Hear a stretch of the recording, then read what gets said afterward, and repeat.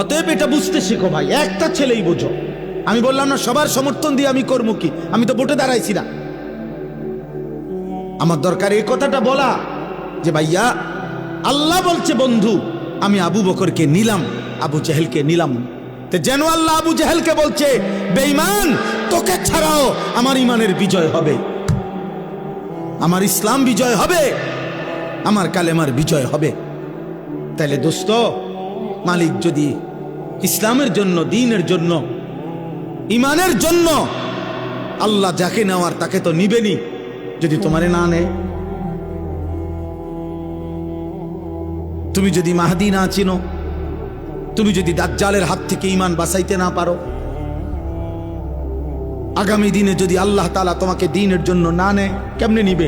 365 দিনে খোদার এক বছরে তুমি কোনোদিন ফজরের নামাজ পড়লা না, মহান মালিক তোমারে কেন তার দ্বীনের জন্য নিবে?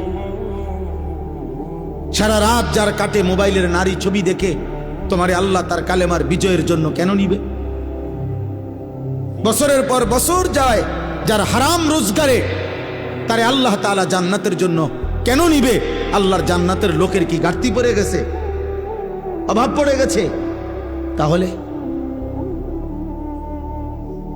এই জন্য বেশি গুরুত্বপূর্ণ এটা, এ কথা বুঝা যে আমাকে আল্লাহ তাআলা দ্বীনের উপরে রাখবে কিনা। হ্যাঁ, এটা যদি না হয়, আল্লাহ যদি পছন্দ না করে, আল্লাহ যদি বলে ওয়ালা তাকুনু কাল্লাযীনা নাসুল্লাহা ফাআনসাহুম আনফুসাহুম, কোরআনে আল্লাহ বলছে বান্দা আমারে এই পরিমাণ ভুলে যেও না। বেশি দিন আমাকে ভুলে গেলে আমি আল্লাহ বললাম একদিন আমি তোমাকে তোমার পরিচয় ভুলিয়ে দেব, আত্মভোলা করে দেব, আর কোনোদিন তোমার মনে পড়বে না তুমি মুসলমান। তোমার মৃত্যু হবে, তোমার কবর হবে, তোমার আখিরাত হবে, আমি ভুলিয়ে দেব।